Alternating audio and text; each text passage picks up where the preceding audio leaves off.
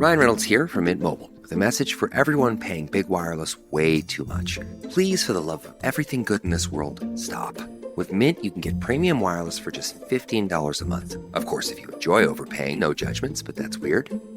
Okay, one judgment. Anyway, give it a try at mintmobile.com/switch. Upfront payment of $45 for 3-month plan, equivalent to $15 per month required. Intro rate first 3 months only, then full price plan options available. Taxes and fees extra. See full terms at mintmobile.com.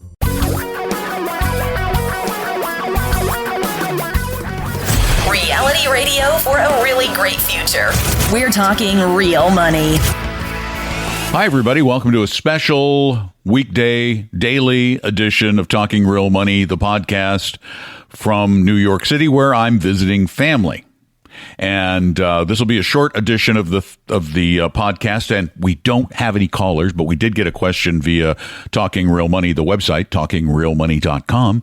And if you want to call in a question about anything money-oriented, give me a holler at 855-935-TALK, 855-935-8255.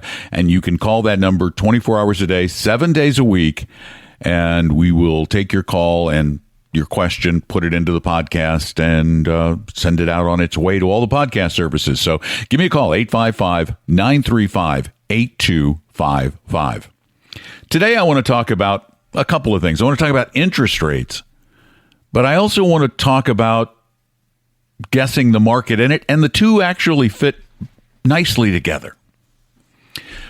I serve on a community board, a board of supervisors. It's a taxing authority, and we have money in our accounts. We have a cash balance that we keep for reserves and the like, in the few millions of dollars. And just before I left for New York, we had a meeting, and we discussed our financial situation. We had a whole bunch of they all have to be very, very, very, very safe, because we're in essence a municipality. Plus, I don't like taking risks with the money, and I would scream and yell if they did. So we generally keep this money because we need to keep it reasonably liquid in a 2-year time frame, say, in certificates of deposit, no more than $250,000 at any institution. And we had a bunch of CDs coming due.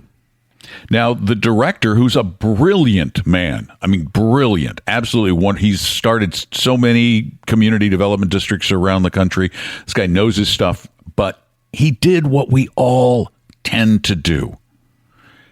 He thinks too much of his prognosticative powers. We all think we know things that we can't know. And I'll give you an example. We were talking about what to do with these certificates. Typically, we have 6, 12-month, and 18-month CDs. We don't go out very far, but we ladder 6, 12, 18. And then if we don't need the money from the 6-month CD, it goes out to the next 18-month. Well, he suggested that we only go with 6 and 12 months. And I said, wait, why not 18 months? He goes, well, with the direction interest rates are going. And I said, whoa, wait. You know what direction interest rates are going? Because I don't. Well, yeah, they can't go much lower. And I said, well, actually, they can. They can go near zero. They can even go negative. And I would suggest that we put some of that money in 18-month CDs. And there was some pushback from that. It was sort of disbelief among the members of the board. It's like, what do you mean interest rates might go down?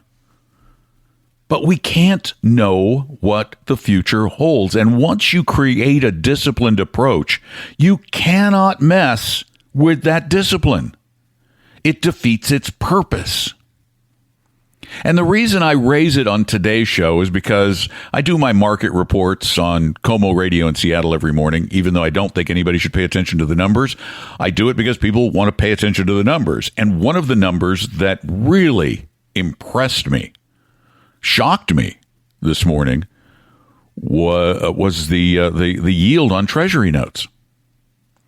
The yield as of Friday morning on U.S. Treasury, 10-year U.S. Treasury notes, had plunged to the lowest level since 2017, 2.4 something percent.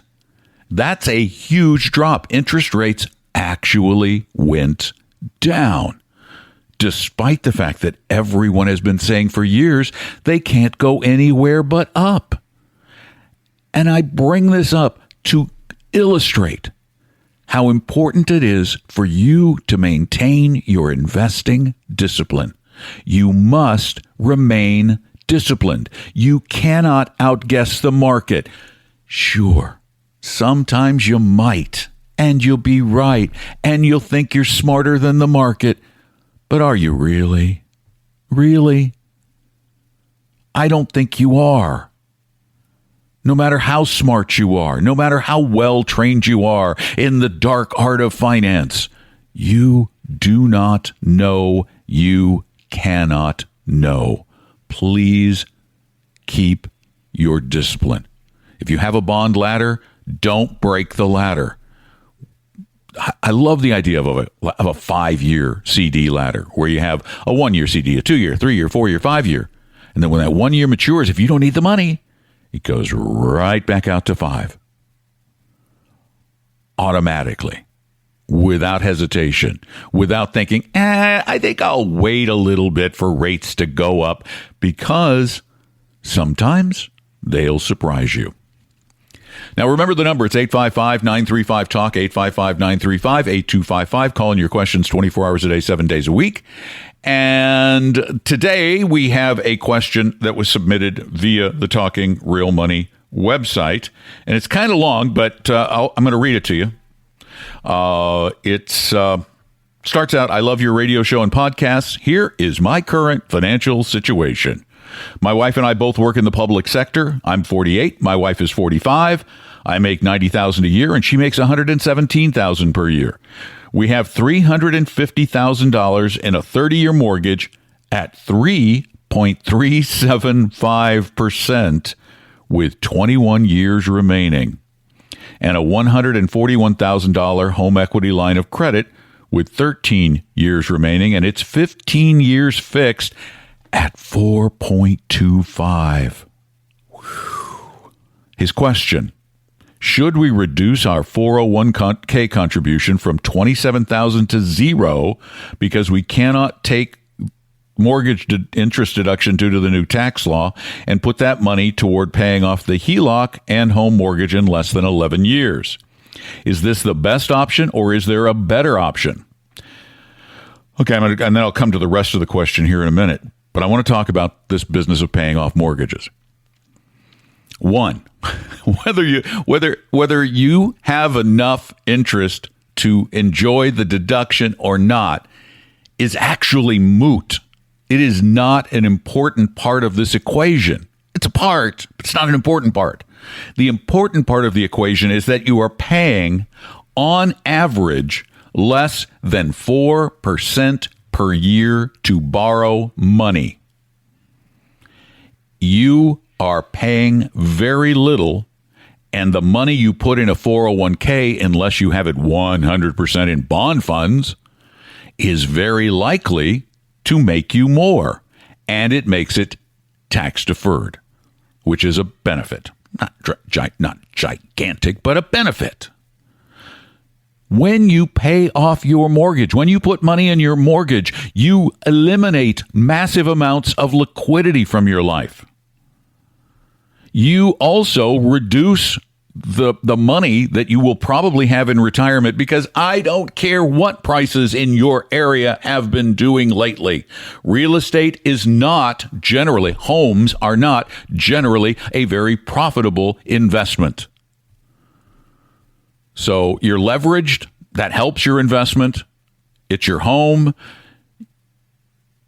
You don't want to tie those assets up, in my opinion. I would keep doing the 401k. Make sure it's properly diversified, that you have some funds that give you growth so that you might get a 4 or a 5 or a 6% return, which isn't difficult to pull off over a long period of time if you have some equities in your portfolio, or at least it hasn't been in the past. Now, let me go on to the next part of the question. When we retire from our jobs, we'll get 80% of our current income from pension. We'll make more than $200,000. We will make more than $200,000 with Social Security after I reach 67. Any money we save will go to our kids, because we only need less than $100,000 to live in this area.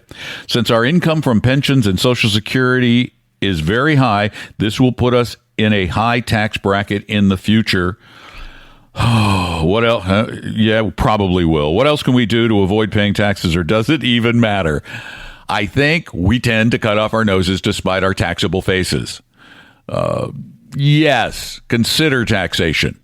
If you have money outside of your 401k that you're investing, for instance, use tax-managed funds. Vanguard has tax-managed funds. DFA has tax-managed funds. Do not use actively managed funds, but there are tax-managed funds, but it's not that big a deal. Don't worry about your taxes. Worry about making money and making money sensibly and maintaining your discipline. Thanks for the note. You always can send a note to us via talkingrealmoney.com. There's a contact us link on there. There's also lots of other great stuff there. You can listen to the podcasts. You can read the newsletter. You can download an advisor interview form. You can even set up an appointment to talk to one of our advisors who works for my firm, Vestory, who will help you with some of the financial issues that you run into. They just won't manage your accounts unless you hire us. But they will do a little bit of work with you to help you out, because we're trying to get everybody on the right track. So if you want to set up a meeting, it's free. There's no obligation. Just go to talkingrealmoney.com and schedule one right online. And we're going to sneak away for this Friday. I'm going to spend the rest of the weekend here in New York. There will not be a Monday podcast because I will be traveling on Monday. But we'll be back on Tuesday with the regular weekend podcasts that are re-edited for podcast use. And you can always call in your questions at 855-935-TALK, 855-935-8255. I'm Don McDonald. Thanks for listening. Talking Real Money. We hope you realize that the information provided on Talking Real Money is for educational and hopefully enjoyable purposes only. Providing personalized financial planning or investing advice takes time, so please consult with a really good fee-only fiduciary investment, tax, or legal advisor. We know a good one. Investing must always involve risk. In other words, you can and probably will lose money at times. Also, as much as you want it, no one can accurately, consistently predict the future. So past performance doesn't tell you a darn thing about what the future will bring. Unlike many other programs that say something similar, Talking Real Money is not trying to get you to buy or sell any financial products or securities. Instead, the program is provided as a public service by Vestory, a fee-only registered investment advisor. Thanks for listening, and please visit talkingrealmoney.com for more information and disclosures. That should keep the lawyers happy.